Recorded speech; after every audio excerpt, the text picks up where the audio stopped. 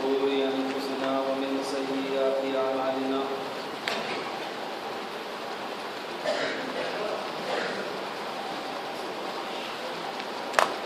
من يهده الله فلا مضل له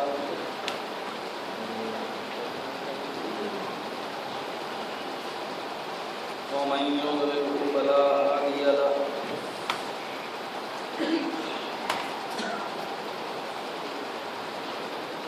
وأشهد أن لا إله إلا الله وحده لا شريك له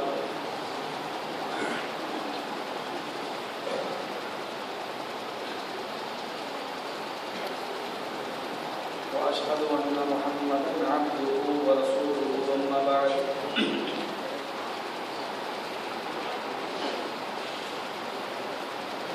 فإن خير الحديث كتاب الله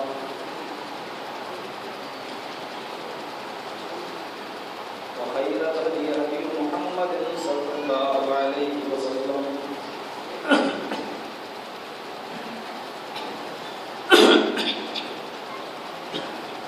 وشر الأمور محدثاتها وكل محدثة بدعة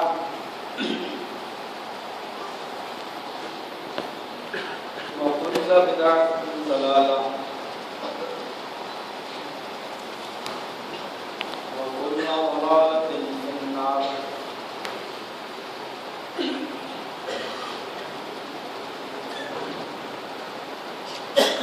أعوذ بالله من الشيطان الرجيم. بسم الله الرحمن الرحيم.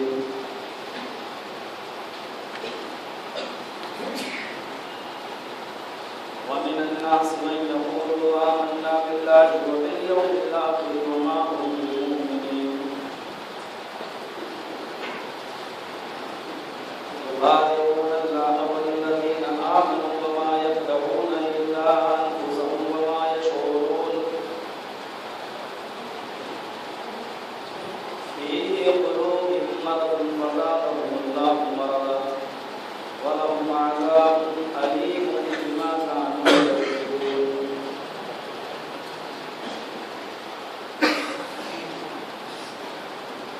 رب اشرح لي صدري ويسر لي أمري واحلل عقدة من لساني يفقهوا قولي رب زدني علما اللهم رب زدني علما. حاضرین جمعہ جمعہ کا خطبہ مختصر ہوتا ہے اور ہونا بھی چاہیے. نبی اکرم صلی اللہ علیہ وسلم کی حدیث کی ہوئی کہ عقل مند اور دانش مند کے انسان وہ ہے جو لوگوں کی ضروریات کو پیش نظر رکھتے ہوئے اقتصاد سے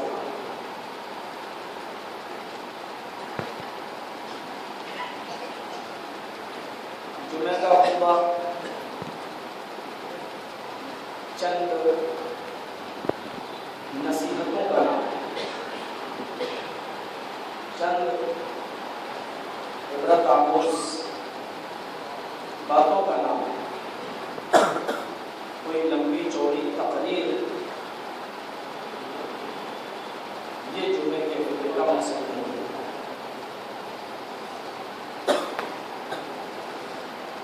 مجھے وقت کا احساس ہے، آپ کی ضروریات کا بھی خیال ہے،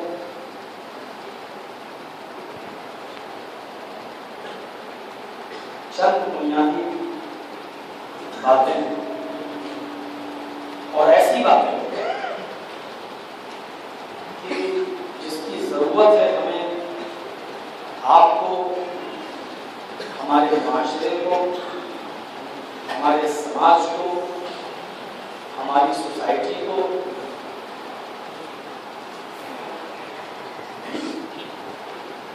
ایسی باتیں ہمارے اور آپ کے سامنے آنی چاہیے۔ قرآن کریم کے سورہ بقرہ کے دوسرے رکوع سے میں نے چند آیتیں پڑھی۔ دراصل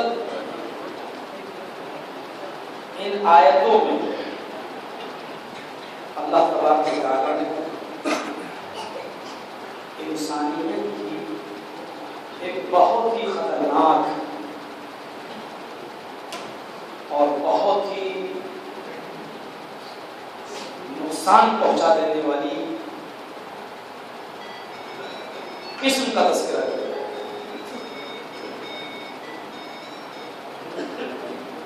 انسانیت کے اندر وہ کون سی قسم ہے جو سب سے زیادہ خطرناک ہے؟ اللہ تبارک و تعالیٰ نے اس قسم کا ذکر یہاں کیا، یا یوں کہہ لیجیے کہ اس قسم کے لوگوں کا ذکر یہاں کیا جن سے ہمیں اور آپ کو چوکنا رہنا چاہیے، ہوشیار رہنا چاہیے۔ ہوشیار رہنے کی ضرورت اس لیے ہے کیونکہ وہ ہماری ہی صفوں میں ہوتے ہیں، ہمارے ہی درمیان ہوتے ہیں۔ ان کا اٹھنا بیٹھنا لیٹنا سونا جاگنا کھانا پینا شادی بیاہ کاروبار بزنس لین دین معاملات سب ہمارے ہی ساتھ ہوتے ہیں۔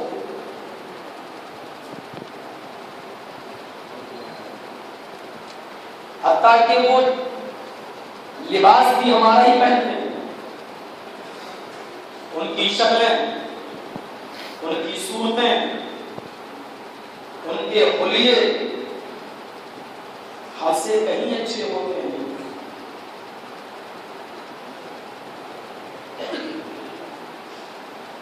اور ہم ہی نقصان پہنچاتے ہیں ہماری صفوں میں گھس کر۔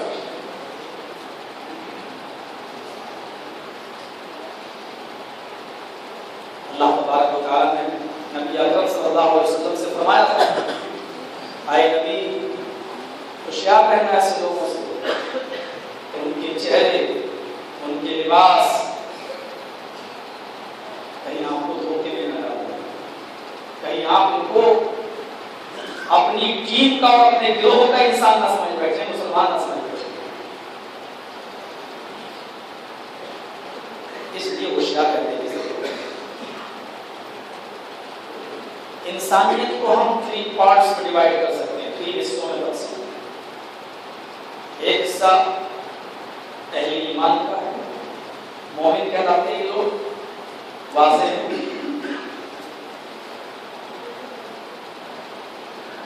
اور ان کے بارے میں اللہ تبارک و تعالیٰ نے پہلے رکوع میں ذکر کر دیا ہے، سورہ بقرہ کے پہلے رکوع۔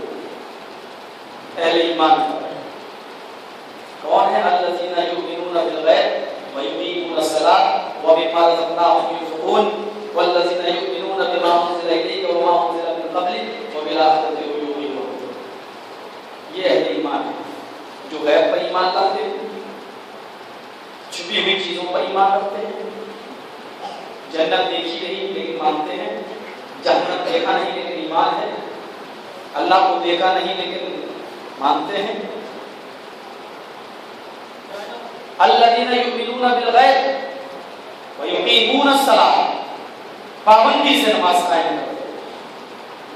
ومما رزقناہم ینفقون، ہم نے جو رزق دیا ہے ان کو اس میں سے وہ اللہ کے راستے میں خرچ کرتے ہیں۔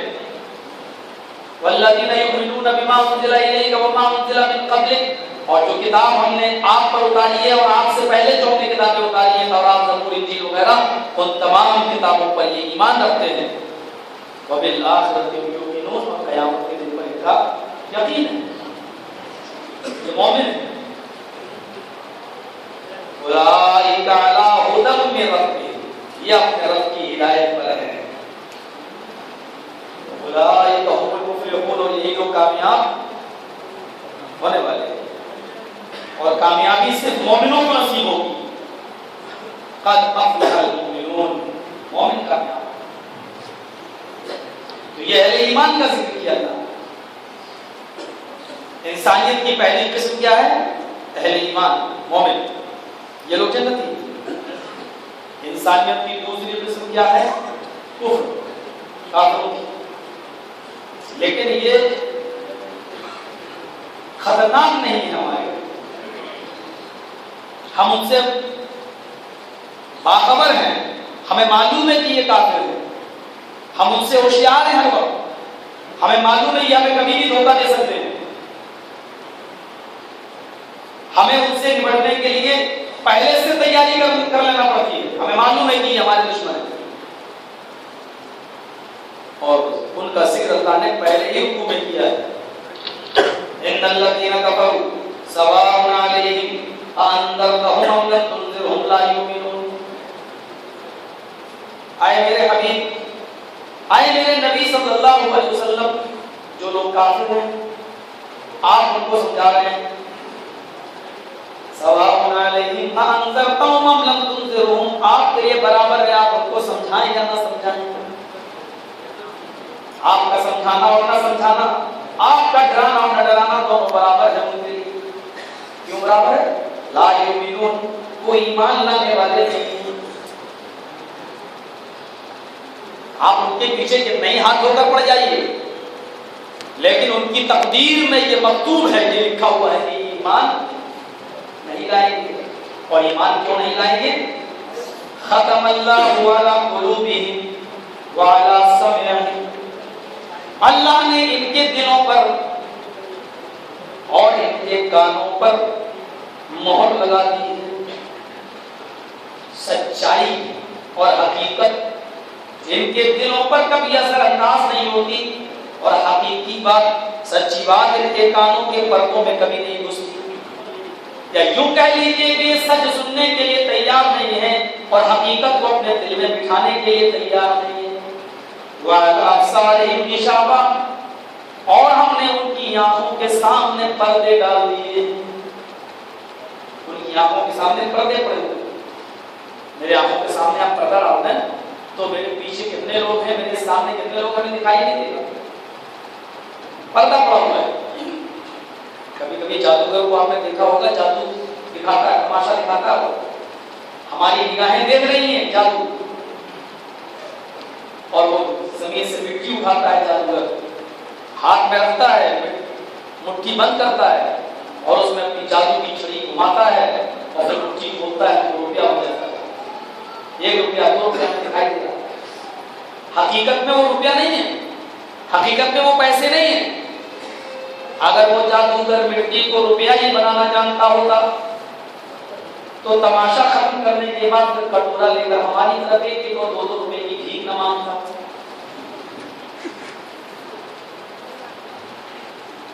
اس نے ہماری آنکھوں پر پردے ڈال دیے، نظر بند کیے۔ یہی کام تو فرعون نے کیا تھا، اس کے جادوگروں نے کیا تھا۔ حضرت موسیٰ ان کی قوم کے سامنے جب جادوگروں نے اپنی رسیاں پھینکی تو وہ رسیاں رینگتے ہوئے سانپ نظر آنے لگے۔ خود حضرت موسیٰ کو بھی وہ سانپ نظر آئے، حالانکہ وہ رسیاں سانپ نہیں تھی، وہ رسیاں ہی تھی۔ لیکن موسیٰ علیہ السلام تو ان سانپوں کو دیکھ کر ڈر گئے۔ اللہ نے کہا لا تخف یا موسیٰ، اے موسیٰ تمہیں ڈرنے کی ضرورت نہیں، تم جن کو سانپ سمجھ رہے ہو حقیقت میں وہ سانپ نہیں ہے۔ ہم نے تم کو جو لاٹھی دی ہے، جو عصا دیا ہے، القی عصاک، تم اپنی لاٹھی کو زمین کے اوپر مارو۔ حضرت موسیٰ نے جب اپنی لاٹھی زمین پر ماری تو ایک اژدہا بن گیا، اور فرعون کی وہ رسیوں کو جو سانپ نظر آ رہے تھے وہ اژدہا تمام سانپوں کو نگل گیا۔ آپ کو تھوڑا تھوڑا آگے آ جائے، یہ سب لوگ بعد میں آنے والے لوگ ہیں اور حکومت چلانے والے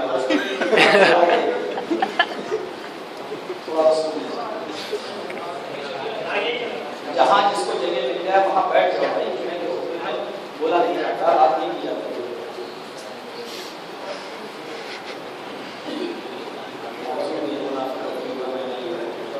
اور منافقوں کی علامت یہ بھی ہے کہ سبوں کو چیرتے ہوئے آگے بڑھنے کی کوشش کرتے ہیں۔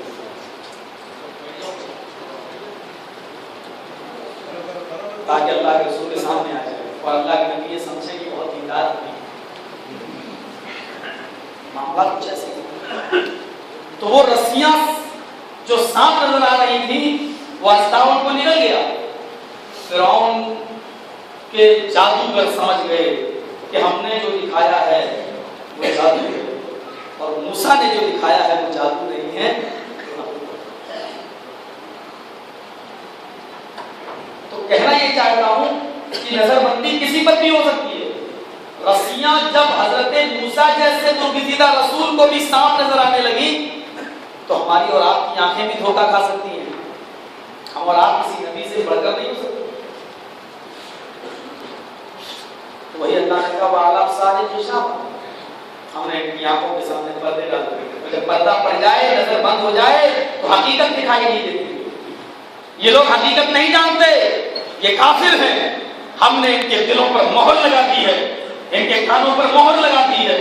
ان کے دل حقیقت قبول کرنے کے لیے تیار نہیں ہیں, ان کے کان حقیقت سننے کے لیے تیار نہیں ہیں. ان کی آنکھوں کے سامنے پردہ پڑا ہوا ہے, ان کو حقیقت دکھائی نہیں دیتی.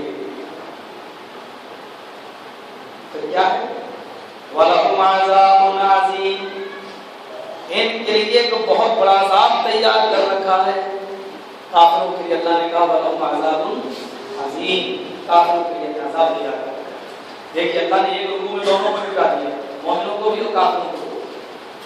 رکوع ختم ہو گیا. لیکن منافقوں کا ذکر اللہ نے الگ سے اسپیشل طور پر کیا دوسرے رکوع میں, اور اس کی وضاحت بہت اچھی طریقے سے. انسانیت کی یہ تیسری قسم ہے جو نہ مومن ہے نہ کافر ہے, بلکہ ان کی علامت یہ ہے اذا لقوا الذين امنوا قالوا آمنا واذا خلوا الى شياطينهم قالوا انا معكم. وہ مومنوں کے پاس آئیں گے تو کہیں گے ہم تو تمہارے ساتھ ہیں. جب مسلمانوں سے ملاقات کریں گے تو کہیں گے السلام علیکم, اور جب کافروں کے پاس جائیں گے تو کہیں گے نمستے, ہم تو تمہارے ساتھ ہیں.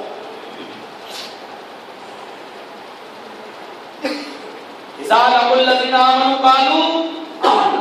جب مومنوں کے پاس آئیں گے ملاقات کریں گے تو کہیں گے تو ایمان ہے, ہم تو مومن ہیں. وَإِذَا خَلَوْا إِلَىٰ شَيَاطِينِهِمْ. اور جب تنہائی میں اپنے چیلے چپاٹوں کے پاس جائیں گے تو کہیں گے إِنَّمَا نَحْنُ, ہم تو تمہارے ساتھ ہیں. إِنَّمَا نَحْنُ مُسْتَهْزِئُونَ, ہم تو مذاق کر رہے تھے. اس کو یوں سمجھو,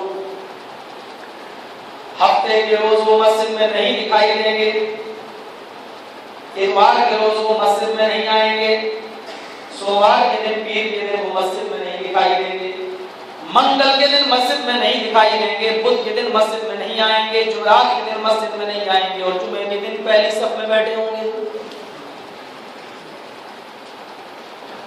تاکہ مسلمان یہ سمجھے کہ یہ ہماری گروہکار بھی ہے, اور پورے ہفتے اپنے چیلے چپاٹوں کے پاس جائیں گے تو کہیں گے ہم کہاں نماز پڑھتے ہیں, تو تمہارے ساتھ ہیں. مسلمان کی دھوکے میں ہے کہ یہ ہمارے ساتھ ہے, دیکھو جمعے کی نماز پڑھنے آتا ہے. دوسرے لوگ بھی خوش ہیں کہ پانچوں وقت کا نمازی کہاں ہے, یہ تو رسمی طور پر کبھی کبھی ان کو خوش کرنے کے لیے پہنچ جاتا ہے. اذا لقوا الذين آمنوا قالوا آمنا واذا خلوا الى شياطينهم قالوا انا معكم.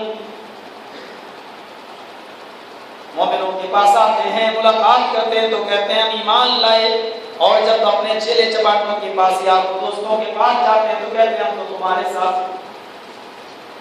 اللہ نے اس تیسری قسم کو جب ذکر کیا تو کچھ تفصیل سے بتا دیا کہ اے مسلمانوں, اے میرے نیک بندو, وَمِنَ النَّاسِ مَن يَقُولُ آمَنَّا بِاللَّهِ وَبِالْيَوْمِ الْآخِرِ. کچھ لوگ تمہیں ایسے بھی ملیں گے, کچھ لوگ تمہارے درمیان ایسے بھی ہوں گے مَن يَقُولُ, جو اپنی زبانوں سے یہ کہیں گے آمَنَّا بِاللَّهِ وَبِالْيَوْمِ الْآخِرِ.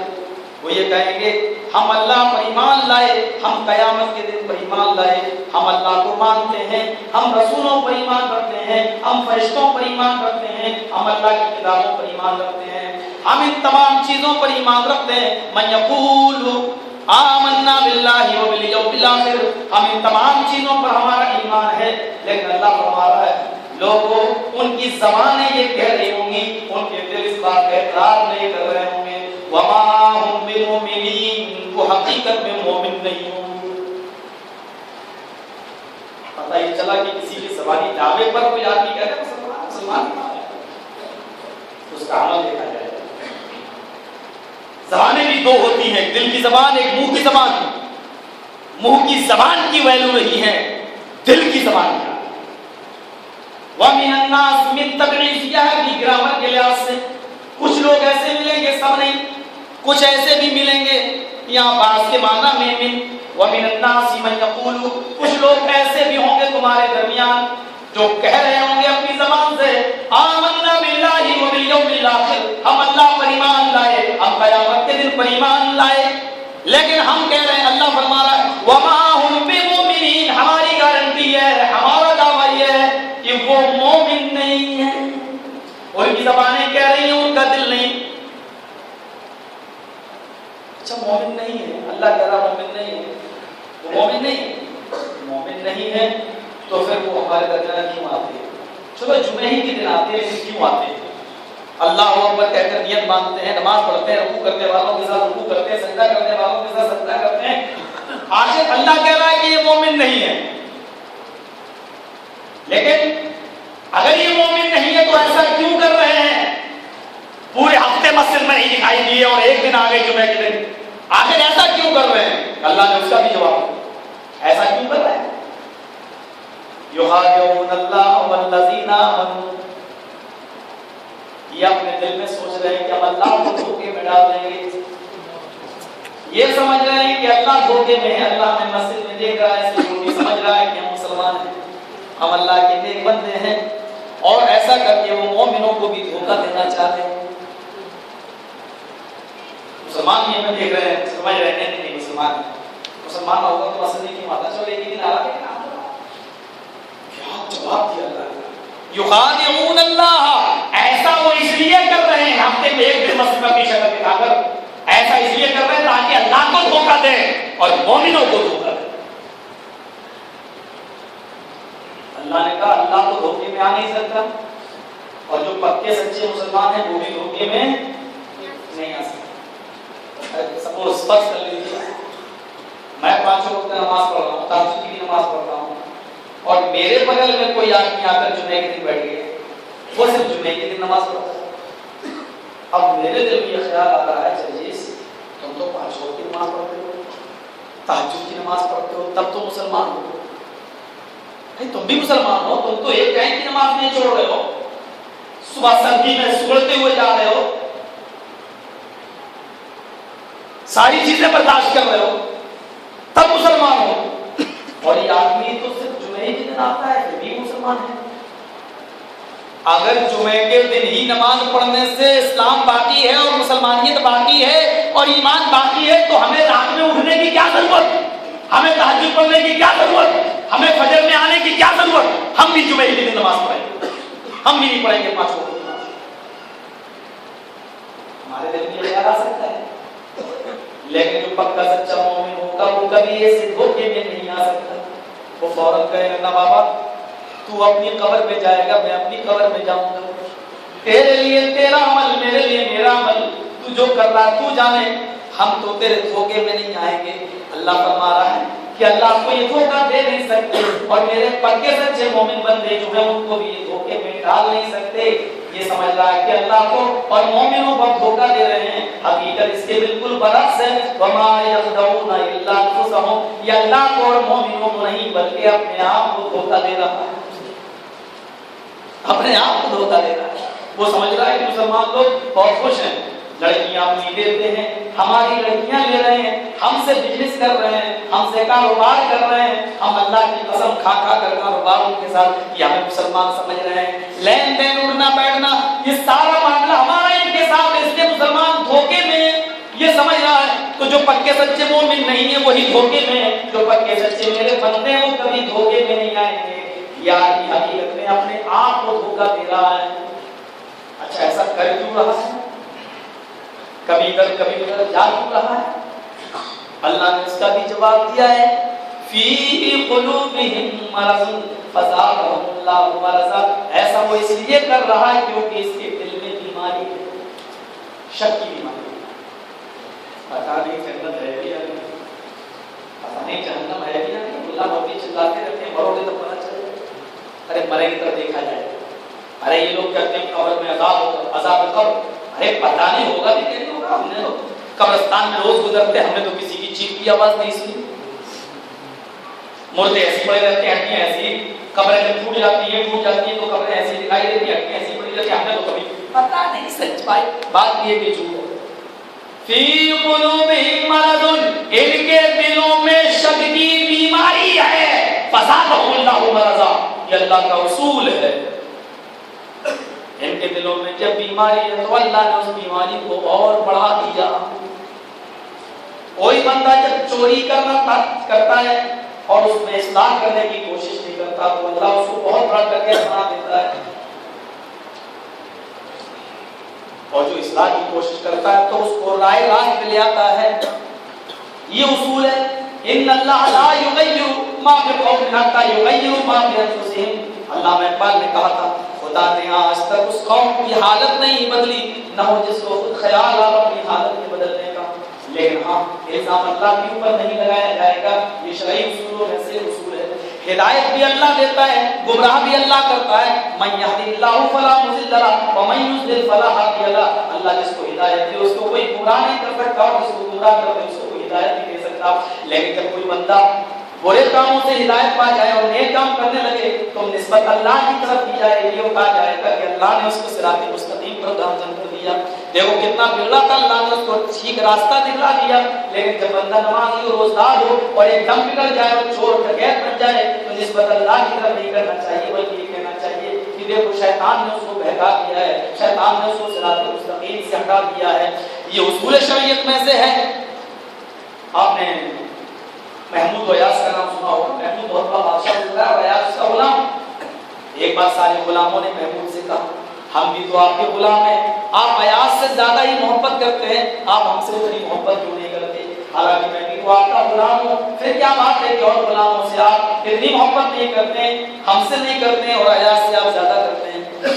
محمود نے کہا جانتے ہو ایاز میں کیا خوبی ہے پر وہ خوبی تمہارے اندر نہیں ہے؟ کہا نہیں، اس نے ایک ہیرا دیا سارے غلاموں کو اور ایک ہتھوڑا دے دیا اس میں سارے غلاموں کے ہاتھ میں، محمود بادشاہ نے، اور سارے غلاموں سے کہا کہ اس ہیرے کو اس ہتھوڑے سے توڑ ڈالو۔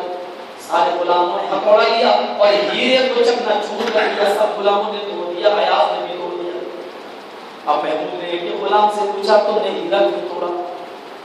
سارے غلام ایک ایک کر کے کھڑے ہونے لگے اور کہنے لگے بادشاہ صاحب آپ کا حکم تھا میں نے توڑ دیا، ہیرے کی قیمت آپ کے حکم سے زیادہ نہیں تھی، میں نے ہیرے کو چکنا چور کر دیا لیکن آپ کے حکم کو توڑنا میں نے گوارا نہیں کیا۔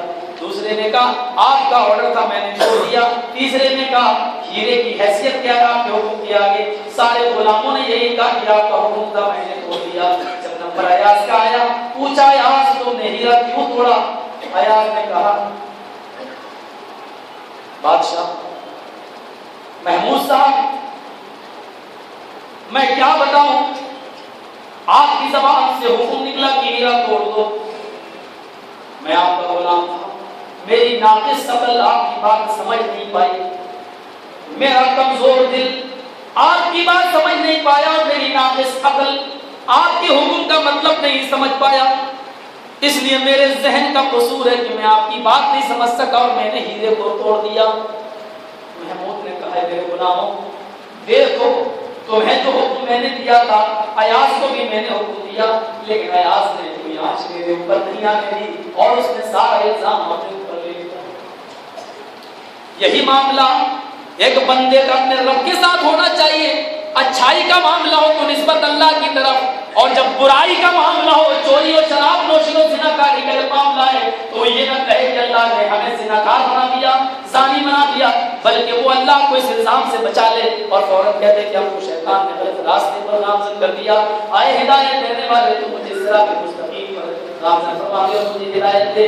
یہ ایک بندے کا معاملہ اللہ کی شان اور اللہ کی ذات کے بارے میں ہونا چاہیے۔ ان کے دلوں میں بیماری ہے، ہم نے اور بڑھا دیا ان کی بیماری کو، پڑے رہو کرتے رہو شر، یہ منافقت کی کسی ہمارے درمیان یہ چیز ہے۔ اور یہ چیزیں کسی کے اندر بھی پیدا ہو سکتی ہیں، اس میں مسلک کا کوئی معاملہ نہیں۔ جو آدمی بھی کلمہ پڑھتا ہے اس کے درمیان یہ چیزیں آ سکتی ہیں، اسی کا نام منافقت ہے۔ اور اسی لیے اللہ کے رسول نے منافق کی مثال بڑی خطرناک دی ہے، مثل المنافق کالشاة العائرة بین الغنمین تعیر الی ہذہ مرۃ و الی ہذہ مرۃ۔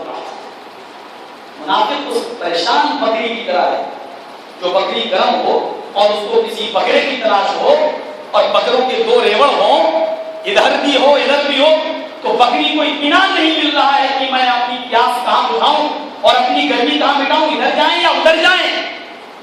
اللہ کے رسول یہ مثال دے رہے ہیں، اس کو گھناؤنی مثال نہیں کہا جا سکتا ہے، خطرناک تو ہم کہہ سکتے ہیں لیکن گندی مثال نہیں کہہ سکتے ہیں۔ منافق کی مثال یہ ہے کہ اس کو اطمینان نہیں ملتا کہ یہ صحیح ہے کہ یہ صحیح ہے، شرک میں جاؤں یا ایمان میں آؤں، کافروں کی طرف جاؤں یا مومنوں کی طرف جاؤں، بس وہ یہ پالیسی اپناتا ہے کہ راضی رہے رحمان، خوش رہے شیطان، ہم ایسا کام کریں کہ اللہ بھی خوش رہے اور شیطان بھی خوش رہے۔ اور یہ چیز کسی حد تک دوسروں کو چھوڑیے، ہماری جمعیت، ہماری جماعت اور ہماری ٹیم اور ہماری پالیسیوں میں بھی شامل ہے، پالیسیوں میں بھی شامل ہے۔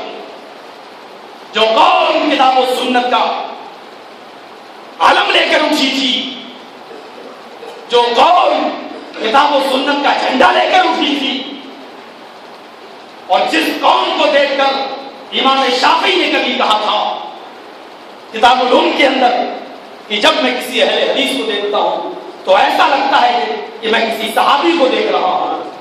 ذرا تصور کیجئے کہ آج ہمارا کردار کیا ہو گیا ہے، آج ہمارا معاملہ کیا ہو گیا ہے، آج ہمارے آپسی اختلافات نے کون سی شکل اختیار کر لی ہے۔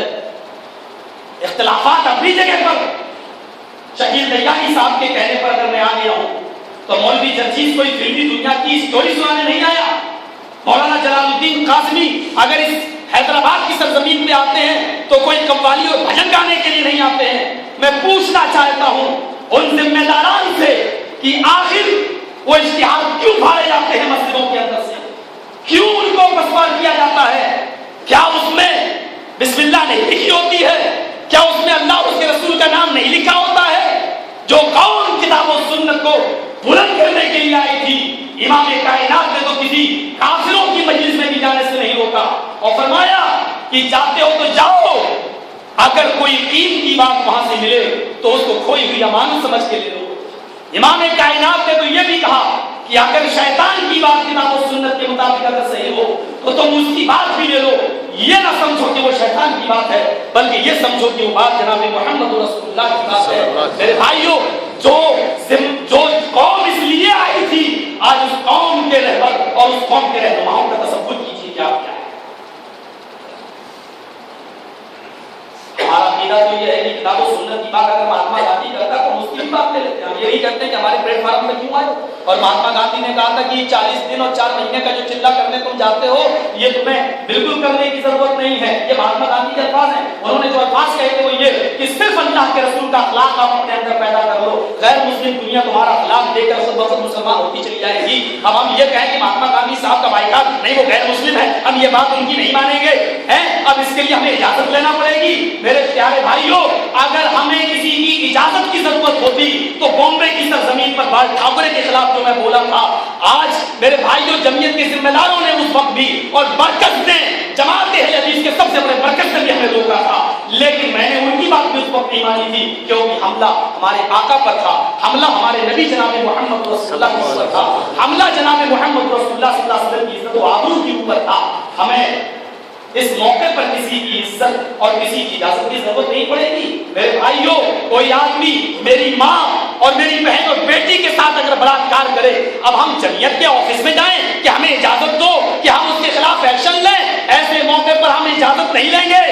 اور ماں، باپ، بھائی اور بہن سے بھی بڑا درجہ ہے امام کائنات جناب محمد رسول اللہ۔ لا یؤمن احدکم حتی اکون احب الیہ من والدہ وولدہ والناس اجمعین۔ اور جو میرے آقا جناب محمد رسول اللہ کو عیاش کہے، مکار کہے، 11 عورتوں سے پیٹ بھرنے والا کہے، اب ہم جائیں مرکز سے اجازت لینے کہ ہمیں اجازت دیجیے کہ سب منتری جی کے خلاف ہم بولیں گے. میرے پیارے ساتھیوں اس موقع پر بھی جیل میں گیا تھا تو میں گیا تھا اور مرغے کی ٹانگیں توڑنے والے یہ لوگ تھے. ایسے موقع پر ہم جائیں گے اجازت لیں, اور اجازت اگر نہیں لی تو ہم غدار ہیں, ہم قوم کے دشمن ہیں, ہم غدار ہیں.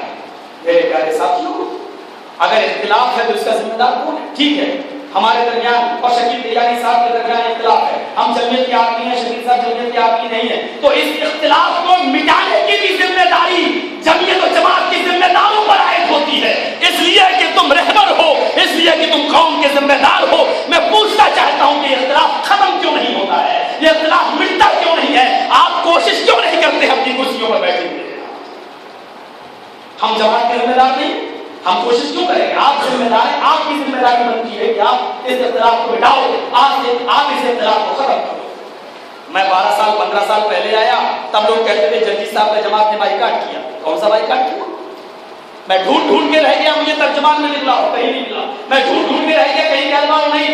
جہاں میں جانے لگا وہاں جدید صاحب آپ کا کام نہیں ہوگا, مرکز سے فون آ گیا ہے. میں نے کہا جماعت میں آنے کے لیے کون سا کلمہ پڑھنا پڑتا ہے؟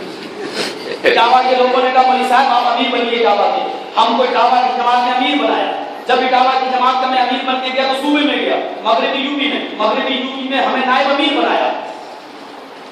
اب میں پوری یوپی کا نائب امیر ہوں, مرکز میں شورا کا رکن ہوں. اب کون سی پریشانی ہے آپ کے سامنے؟ اب کہہ رہے ہیں کہ صاحب بائیکاٹ تو نہیں کیا لیکن دنگا ہو جائے, اور بھی جدید صاحب کی تقریر سے دنگا ہو جائے. کہاں دنگا ہوا؟ اور اگر دنگا ہوا اور مولوی جدید صاحب کی تقریر پر ایک بار اگر حالات بگڑ گئے تو وہ دنگائی ہو گئے.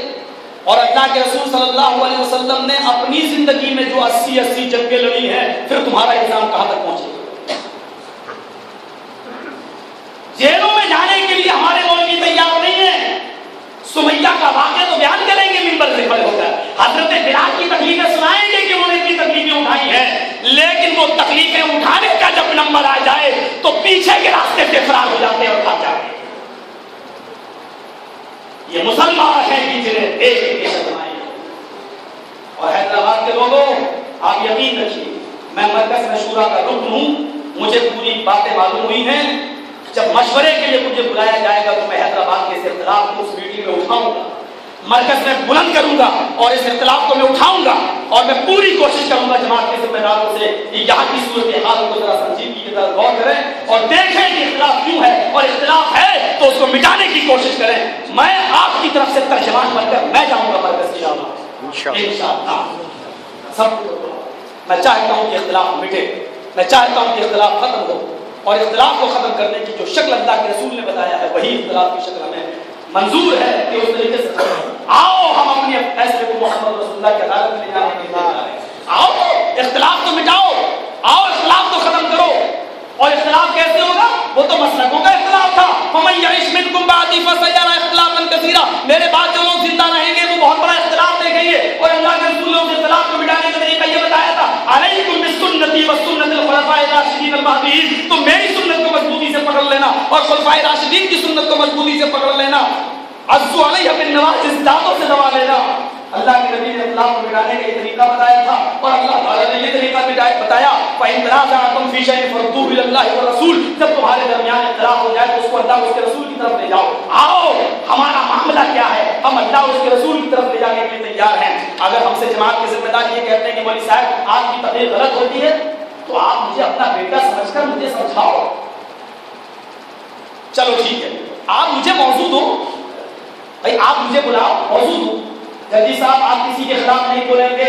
اگر جمعیت اور جماعت کا استحکام اسی میں ہے اور ہماری جماعت کی ترقی اسی میں ہے کہ کسی کے خلاف نہ بولنے سے ہماری جماعت مضبوط ہوتی ہے, تو رب کعبہ کی قسم ہم شام کا سورج ڈوبنے سے پہلے اپنی جماعت کے ذمہ داروں سے وعدہ کرتے ہیں کہ ہم تمہیں اپنی طرف سے شکایت کا کوئی موقع نہیں دیں گے, ایسی کوئی تکلیف نہیں کریں گے جس سے کسی کو تکلیف ہو اور آپ کو میرے جانے کے بعد شرمندگی کا احساس ہو. لیکن یہ معاملے بیٹھ کر حل ہوں گے, ایک مجلس میں بیٹھ کر حل ہوں گے. اشتہار پھاڑنے سے حل نہیں ہوں گے, بغاوت کرنے سے حل نہیں ہوں گے, ان کے جلسوں میں مت جاؤ اس یہ سب اعلان کر کے حل نہیں ہوں گے. اس سے تو نفاق اور بڑھے گا، اس سے تو اختلاف اور بڑھے گا۔ اچھا آپ بتائیے، جن لوگوں نے اشتہار پھاڑے ان کو اتنی بھی عقل نہیں ہے کہ ان چیزوں سے پبلک رکتی نہیں ہے بلکہ اور زیادہ آتی ہے۔ بمبئی میں ایک بار میں نے تقریر کی، کچھ بریلوی بھائیوں نے کہا کہ ہم مولانا جرجیز کا پتلا پھونکیں،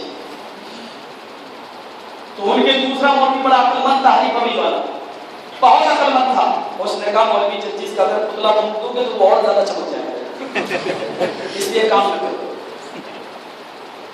تم اشتہار پا کر کوئی اچھا کارنامہ انجام نہیں دے رہے ہو، بلکہ یہ تو وہ شجر ہے جتنا کاٹو گے ہرا ہوگا۔ قربانی کے بکرے کتنے کاٹ دیے جاتے ہیں، ختم ہو جاتے ہیں، دوسرے سال اس سے زیادہ پیدا ہوتے ہیں۔ اور کتوں کو دیکھ لو، کاٹے نہیں جاتے، کھائے نہیں جاتے، کتیاں 12 بچے دیتی ہے، پھر بھی کبھی ایک کھا دے رہا، دو آ رہے، ان کی تعداد نہیں دکھائی دیتی۔ اور بکرے دیکھو، ایک بکری 2 بچے دیتی ہے، ایک بچہ 2 بچہ، اور ہر سال کتنے بکرے کاٹ دیے جاتے ہیں، اور جتنے کاٹے جاتے ہیں دوسرے سال اس سے دگنے پیدا ہو جاتے ہیں۔ تم جتنے اشتہار پھاڑو گے اتنی ترقی ہوگی، اتنے ہی لوگ آئیں گے۔ جمعیت و جماعت کا کام یہ ہونا چاہیے کہ جو فیلڈ کا آدمی ہے اس سے اس کام لیں۔ مان لیجیے میں تقریب کے لائن کا آدمی ہوں، اپنی جماعت کو فائدہ پہنچانے کے لیے ہم سے تقریریں کرائی جائیں، کوئی لکھنے والا آدمی ہے تو اس سے لکھنے والا کام لیا جائے، کوئی پڑھانے کے میدان کا آدمی ہے تو اس کو مدرسوں میں اچھی سے اچھی تنخواہ دی جائے، اور اس کو پڑھانے کے میدان میں جو جس صلاحیت کا مالک ہے اس سے وہ صلاحیت کا کام لیا جائے۔ اور ہماری جمعیت و جماعت کو اس چیز کی ضرورت ہونی چاہیے، نہ کہ بائیکاٹ سے کوئی معاملہ حل نہیں ہوتا ہے۔ اللہ کے رسول کا بائیکاٹ کیا گیا تو بائیکاٹ سے کوئی معاملہ حل نہیں ہوتا ہے۔ اللہ رب العالمین ہمیں اس دوغلی پالیسی سے اور منافقت سے اور اس شرانگیزی سے ہمیں اور ہماری جماعت کو اور ہمارے افراد کو سب کو محفوظ فرمائے، حسد و کینہ اور بغض و عناد ہمارے دلوں سے نکلوائے، اللہ نکالے اور ہمارے درمیان رحمت پیدا فرمائے، مودت پیدا فرمائے۔ ہم تو مہمان ہیں، ہم آپ کے خلاف نہیں بول رہے ہیں، اللہ کی قسم ایک درد تھا، میں اس منبر پہ کھڑا ہوں اور مسجد کے اندر ہوں، اللہ کی قسم میرے دل میں تمہارے بارے میں ایک رائی کے دانے کے برابر بھی حسد نہیں ہے۔ میں تو مہمان ہوں، آج کل چلا جاؤں گا، مجھے تم سے کیا لینا ہے، تم سے کوئی مجھے مطلب نہیں ہے، لیکن میں جانتا ہوں کہ یہ معاملہ کہاں تک پہنچے گا۔ میرے بھائیوں، آپ نہیں بلائیں گے تو میرے پاس فرصت نہیں ہے، ایسا نہیں ہے کہ میرے پاس میں خالی ہوں۔ الحمدللہ 2013 کا بھی پورا سال میرا بک ہے، 2014 تک کی آدمی ڈیمانڈ کر رہا ہے کہ اس میں ہی دے دیجیے مولوی صاحب ہمیں، اگر اگلے سال نہیں آ سکتے تو 2014 میں دے دیجیے۔ اللہ رب العالمین کی تعریف ہے۔ میرے بھائیوں ذرا تصور کیجیے، یہ بات نہیں ہے، اور آج میں آپ کو یہ خوشخبری سنانا چاہتا ہوں آپ کو کہ اب اہل حدیثوں سے زیادہ مجھے دوسرے بھائی پسند کر رہے ہیں، غیر مسلک کے بھائی۔ دارالعلوم دیوبند جیسی یونیورسٹی میں وہاں کے طلبہ کے احتجاج کے بعد میری منظوری دی گئی کہ آپ آئیے اور تقریر کریں، اور ہمارے بچوں کو آپ بتائیں کہ تقریر میں غیر مسلموں کو کیسے دعوت دی جائے اور ان کے درمیان تبلیغ کیسے کی جائے۔ میرے بھائیوں، اللہ تعالیٰ جس کو عزت دے، جس کو ہم تو غیر مسلموں میں بھی جاتے ہیں، ہمیں تو بابا رام دیو نے بھی بلایا، ہم تو ادھر بھی جاتے ہیں، ہمیں کسی کی اجازت کی ضرورت نہیں پڑتی ہے، نہ میں نے 15 سال سے اجازت لی ہے، نہ اب لوں گا۔ مجھے جو بلائے گا میں جاؤں گا، جو بلائے گا جاؤں گا، لیکن بات وہاں اللہ اس کے رسول کی، چاہے آسارام باپو کا پلیٹ فارم ہو، چاہے ملائم سنگھ کا پلیٹ فارم ہو، اور میں ان کے اسٹیجوں میں بھی جاتا ہوں تو حضرت عمر فاروق کی حکومت کے کارنامے بتاتا ہوں کہ ایسے حکمراں بنو، اور کون نہیں جانتا، اس آج تک چینل پر دیا تھا، ملائم سنگھ میرے اسٹیج پہ آیا ہوا تھا اور میں نے حضرت عمر فاروق کا ایک واقعہ پیش کر کے بتایا تھا، اور یہ واقعہ میں آپ کو بھی سنانا چاہتا ہوں۔ ایک ایک فرد ذمہ دار ہے حساب کتاب لینے کا۔ حضرت عمر فاروق منبر کے اوپر بیٹھ گئے اور نئی قمیص پہنے ہوئے بیٹھے تھے، اور جو لوگ مسجد میں آئے تھے جمعہ سننے کے لیے خطبہ، ان میں سے ایک آدمی کھڑا ہو کے کہنے لگا، نوجوان لگا، امیر المومنین آپ کا خطبہ میں نہیں سنوں گا، آپ خطبہ نہیں دے سکتے۔ اور کس سے کہہ رہا ہے؟ حضرت عمر سے، جن کی عدالت میں تلوار سے قتل کرنے کے علاوہ اور نیچی کوئی سزا ہے ہی نہیں۔ حضرت عمر فاروق نے کہا، وجہ کیا ہے، میرا خطبہ کیوں نہیں سنو گے؟ کہا پہلے یہ بتاؤ کہ تمہارے جسم پر یہ نئی قمیص، یہ نیا کرتا جو پہن کر آئے ہوئے کہاں سے آیا ہے؟ امیر المومنین ہیں، لیکن ہم سے کہا جاتا ہے آپ حساب نہیں لے سکتے، آپ ایک معمولی آدمی حساب لے رہا ہے۔ حضرت عمر فاروق کے آگے تو وہ معمولی ہی ہے، کہاں خلیفہ اور کہاں ہو؟ ہماری نظر میں بہت اونچا ہے، اس کا مقام بہت اونچا، اس کے پیر کی مٹی اور دھول کے برابر نہیں، لیکن حضرت عمر فاروق کے مقابلے میں تو معمولی۔ حضرت عمر فاروق نے کہا کہ میں اس کی صفائی پیش نہیں کروں گا، آئے میرے بیٹے اٹھو اور صفائی پیش کرو۔ حضرت عمر فاروق کا بیٹا عبداللہ ابن عمر اٹھتے ہیں اور کہتے ہیں بیت المال میں جو چادریں آئی تھیں، ایک چادر سب کو ملی، میرے باپ کو بھی ایک چادر ملی تھی، اسی چادر کا کرتا میرے باپ نے بنا لیا، اسی چادر کی قمیص میرے باپ نے بنائی، سب کو ایک چادر ملی، تمہیں بھی ملی۔ حضرت عمر نے کہا نوجوان تسلی ملی ہے؟ اس نے کہا عمر اور زیادہ شک ہو گیا ہے۔ کہا بیٹے اس وقت تک میں محمد کے منبر پہ قدم نہیں رکھ سکتا ہوں جب تک کہ میری طرف سے پوری طریقے سے اس کو مطمئن نہیں کر دیا جائے گا۔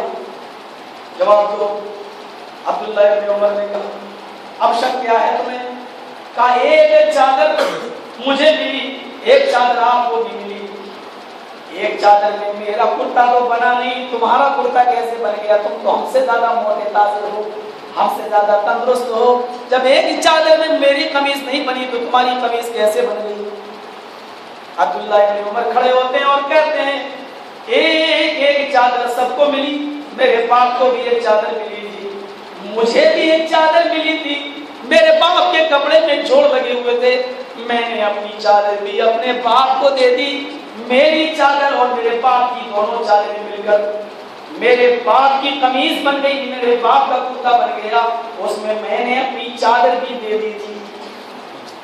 نوجوان بیٹھ گیا، کہنے لگا امیر المومنین میں پوری طریقے سے مطمئن ہو گیا ہوں، آپ حقیقت میں انصاف پسند ہیں اور آپ حقیقت میں امت کا مال کی حفاظت کرنے والے ہیں، اب آپ کے اوپر میرا کوئی شک نہیں رہا، اب آپ جو ہے خطبہ دیجئے۔ حضرت عمر فاروق نے اس موقع پر امانت اور خیانت کے اوپر خطبہ دیا، اور امانت اور خیانت کے اوپر خطبہ دینے کے بعد آپ نے اسی منبر پر یہ دعا فرمائی اے اللہ ایسے نوجوانوں کو اور پیدا فرما دے، جب ایسے نوجوان جب تک رہیں گے تو کوئی بھی ذمہ دار امت کا ایک پیسہ بھی اپنے اوپر خرچ کرنے کی جرات نہیں کر سکتا۔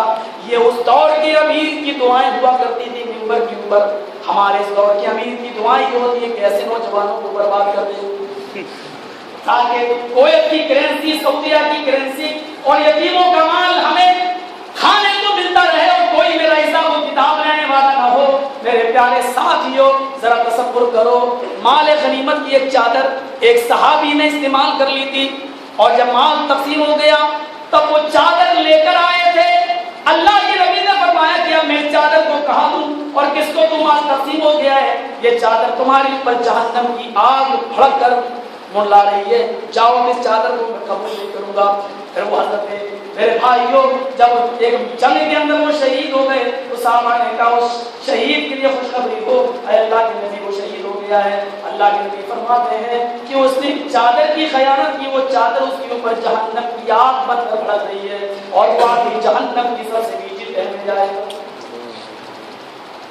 درجہ بھی اچھا پایا، میدان جنگ میں شہید بھی ہوا، مقام بھی اس کو اچھا ملا، لیکن ایک چادر کی بے ایمانی نہیں کہہ سکتے ہیں، اس نے پہلے رکھ لیا، اور جب مال تقسیم ہو رہا تھا تو اس نے اس وقت نہیں لیا، بلکہ مال تقسیم ہو جانے کے بعد جب لے کر آیا تو اللہ کے رسول نے اس کو لینے سے منع کر دیا۔ اب اس چادر کے کتنے ٹکڑے کر کے کتنوں کو بانٹوں، اب کیا کروں میں اس چادر کا، جاؤ لے جاؤ، اب نہیں چاہیے۔ غصے میں آپ نے اس کو لوٹا دیا، اور جب وہ صحابی شہید ہو گئے تو اللہ صحابہ کہنے لگے مبارکباد ہو، اور اللہ کے نبی کہہ رہے ہیں کہ جہنم کی سب سے نیچی ہے۔ ہمیں اپنے معاملات کو اچھی طریقے سے رکھنا چاہیے۔ مجھے معلوم ہے کہ آپ کی مسجد سے نکلنے کے بعد مجھے معلوم ہے کہ عصر کی اذان بعد میں ہوگی، اور مسجد سے نکلنے کے بعد ہی یہاں سے نماز ختم ہوئی اور یہ خبر ذمہ داران تک پہنچ جائے گی۔ مجھے معلوم ہے اس بات کا، خط کا مضمون آپ لیتا ہوں لفافہ دے کر، اور میں نے یہ بات اس مسجد حرمین سے اس لیے کہی ہے، میں چاہتا ہوں کہ یہ بات پہنچے ان کے گھر، میں چاہتا ہوں کہ یہ بات پہنچے، اور پہنچنے سے پہلے یہ بھی آپ اٹھائیے گا کہ یہ بات بھی میری پہنچائیے گا کہ یہاں کے مسئلے کو میں مرکز میں اٹھاؤں۔ شورا کا رکن ہوں اور مجھے بھی پورا بولنے کا ادھیکار اور پورا حق ہے، اور انشاءاللہ میں کوشش کروں گا کہ آپ کے اس اختلاف کو ختم کیا جائے۔ آپ کی غلطی ہوگی آپ کے لگائی جائے گی، ان کی غلطی ہوگی ان کو لگائی جائے گی، اور دونوں تھوڑا ذرا نم ہو تو یہ مٹی بڑی زرخیز ہے ساتھی، آپ تھوڑا سا لگیے، تھوڑا سا ہوتا ہے کام کریں آپ کے پلیٹ فارم پر، ہمیں ضرورت ہے میرے بھائیوں کام کی۔ آج امت ترس رہی ہے میرے بھائیوں، آج مسلمان ہر جگہ پریشان ہے، ہمیں ذرا غور کرنا چاہیے۔ ایران کے حال دیکھو، افغانستان کے حالات دیکھو، اب امریکہ میں فلم بنی ہوئی ہے، فلم بنی ہے ہمارے نبی جناب محمد رسول اللہ صلی اللہ علیہ وسلم کے خلاف۔ اب ہم مرکز میں اجازت لینے جائیں کہ جس نے فلم بنائی ہے اس کے خلاف ہم بولے نہیں بولے ہیں؟ میرے بھائیوں یہ تو اصول ضابطے بڑے عجیب و غریب ہیں، اور اگر اس پر تم ضابطے بناتے ہو تو میں یہ پوچھنا چاہتا ہوں کہ آپ کی کس حدیث کے مطابق یہ الیکشن ہوتا ہے، اور آپ کے یہاں جو امیر کا انتخاب ہوتا ہے وہ کون سے قرآن و حدیث کے مطابق ہوتا ہے؟ حدیث میں تو یہ آیا جو عہدہ مانگے اس کو عہدے سے ہٹاؤ، جو عہدہ مانگے اس کو عہدے سے ہٹاؤ۔ حدیث میں تو یہ الفاظ ہیں، اور یہاں تو عہدوں کے لیے لڑا جا رہا ہے، مرا جا رہا ہے، مجھے امیر بناؤ، مجھے امیر بناؤ، مجھے ناصر بناؤ۔ کہاں کتاب و سنت چلی گئی اور کہاں کتاب و سنت رہ گئی؟ حضرت ابو ذر غفاری کا جب انتقال ایک جنگل میں ہوا تو اپنی بیوی سے کہنے لگے میری بیوی پہاڑ کی طرف جاؤ، کوئی قافلہ آ رہا ہوگا۔ وہ رو رہی ہے، کہتے کیوں رو رہی ہو؟ کئی جنگل میں آپ بیمار ہیں، اور یہ بیماری ایسی ہے کہ اس میں تو لوگ اللہ کو پیارے ہو جاتے ہیں، اگر آپ کو کچھ ہو گیا تو میں اکیلے آپ کو کیسے غسل دوں گی، میں کیسے کفناؤں گی، میں کیسے دفناؤں گی؟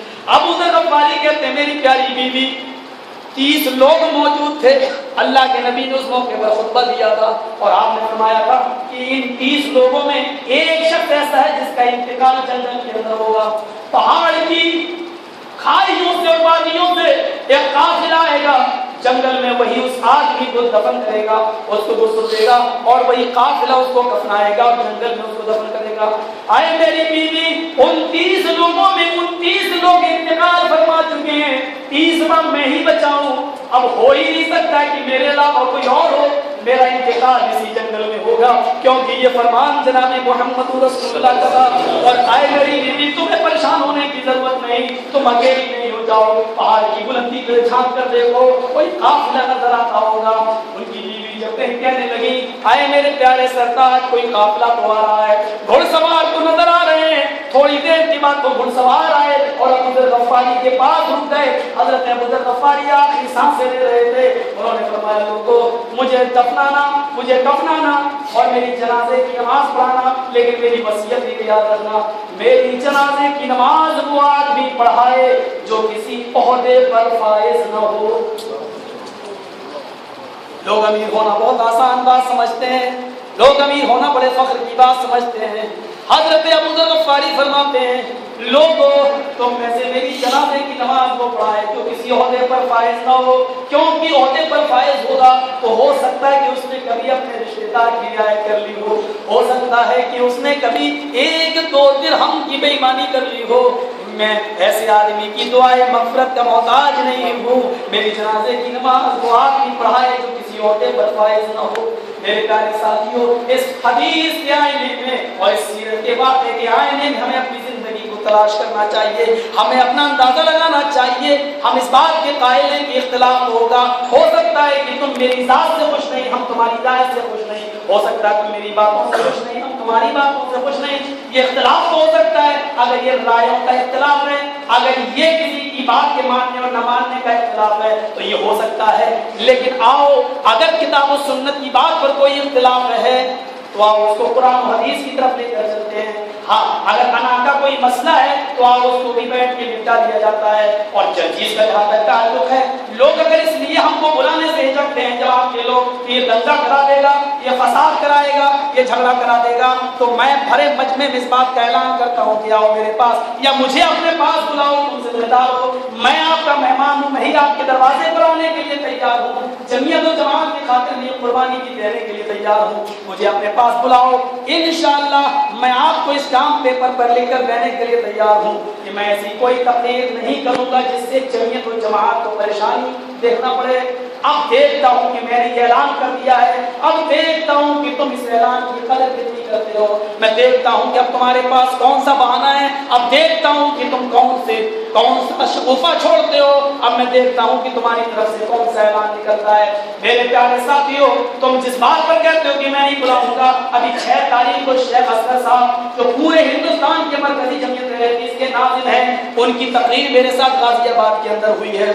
मौलाना सफीउर रहमान साहब, मौलाना सफी मदनी साहब जो आपके इलाके के अमीर हैं पूरे आंध्रा के, उनकी तकरीर बिहार और बंगाल की 50 जगहों पर मेरे साथ हुई है। मैं पूछना चाहता हूँ कि दूसरी जगहों पर आप मेरे साथ तकरीर करते हैं तो फसाद नजर नहीं आता है, और हम आपके इलाके में तकरीर करने आ जाएं तो आप कहते हैं कि फसाद होता है। मेरे भाइयों, ये तमाम चीजें बंद कर देना चाहिए। अगर ये चीज गलत है तो हर जगह के लिए गलत है। आप बिहार और बंगाल में भी तकरीर मेरे साथ न करें या किसी इलाके में न करें। जब मैं गलत हूँ तो हर जगह के लिए गलत हूँ, और अगर सही है तो फिर हर जगह के लिए सही हूँ। मेरे भाइयों, इंसान हूँ, गलतियां मुझसे हो सकती हैं, मैं कोई फरिश्ता तो नहीं हूँ, लेकिन सबसे बेहतर इंसान वो है जो अपनी गलती पर नादिम हो। मौलाना सफी साहब मदनी वो मेरे बाप के दर्जे में दाखिल है, मुझे अपना बेटा समझकर जो नसीहतें करेंगे, अल्लाह की कसम मैं शाम का सूरज डूबने से पहले उनकी नसीहतों को सर आंखों पर रखूंगा, मैं उसको कबूल करूंगा, ये समझते हुए कि इससे इज्जत बढ़ती है, इससे इज्जत घटती नहीं है। हम सारी कुर्बानियां देने के लिए तैयार हैं। अल्लाह ताला हमारी जमात को भी संजीदा होने की तौफीक अता फरमाए,